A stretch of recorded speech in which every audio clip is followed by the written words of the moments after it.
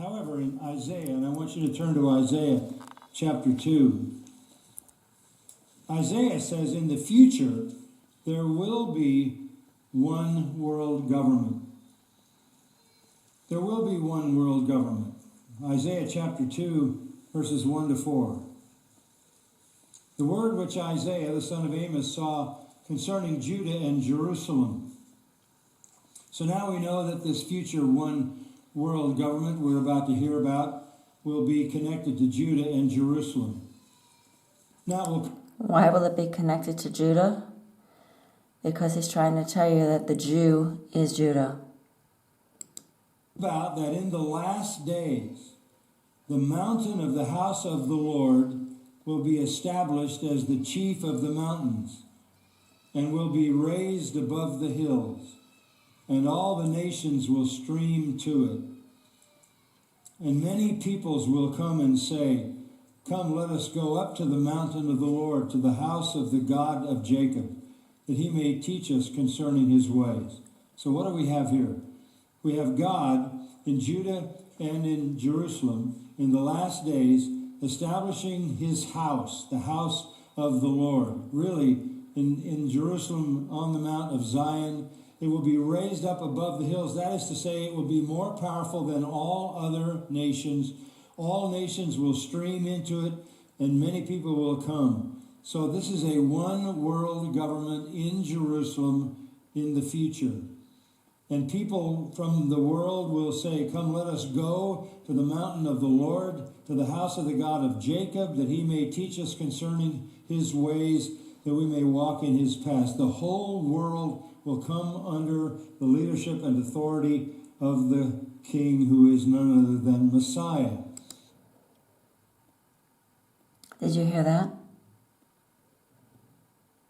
What he's saying is that the whole world is going to come under the leadership of the Messiah, Jesus Christ, in Jerusalem.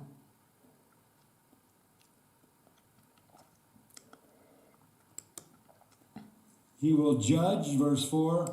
He will judge. Millennial reign of Satan on the earth is what he's saying Messiah is going to preside over.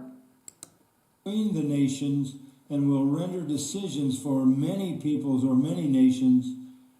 So this is the future one world government led by our Lord himself. This is a false Messiah, and the beast is a Sanhedrin. He returns. I want to show you another picture of it in the book of Zephaniah. The thing is, this does not make sense, because in the beginning he said that the church was going to be raptured up. If the church is raptured up, why is Messiah coming down and ruling over everyone? Chapter 3, in verse... What's probably going to happen is a certain demographic of Christians is going to be annihilated before the man of sin comes, and they're going to call it the rapture. 8. Therefore wait for me, declares the Lord, for the day when I rise up as a witness. Indeed, my decision is to gather nations, to assemble kingdoms, to pour out on them my indignation, all my burning anger. The future is coming when God is going to collect all the nations for the purpose of final judgment. Yes, but this is not going to take place on the earth. All the earth will be devoured by the fire of my zeal.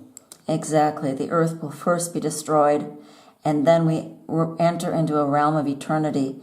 Judgments will be eternal. This is the future judgment. What follows it is the kingdom. Verse 9, then I will give to the peoples purified lips. All of them may call on the name of the Lord, to serve him shoulder to shoulder, wherever they're from, whatever nation. I'll tell you what, the way is narrow and the gate is straight, and few there be who find it, and not everyone who says, Lord, Lord, will enter into the kingdom.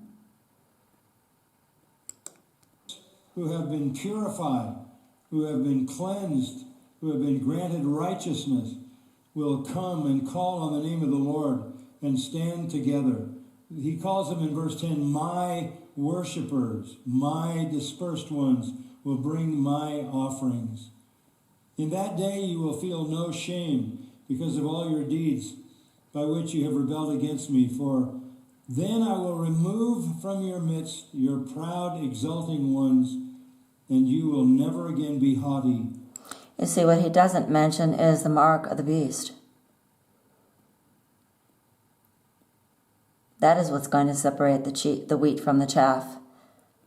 God comes in wrath, and then we enter into the great white throne judgment. He's talking here about a millennial reign, which is the millennial reign of Satan. And he's saying that it is the Messiah. He's leading thousands of people astray. On my holy mountain, but I will leave among you a humble and lowly people, and they will take refuge in the name of the Lord. That is the coming kingdom of Christ. So there is a day coming when all the nations will literally be unrecognized as such, and there will be one government of the world, the government of the Messiah. So I'm going to end it there. You can watch the rest of it yourself. It is a conundrum. It's all confused.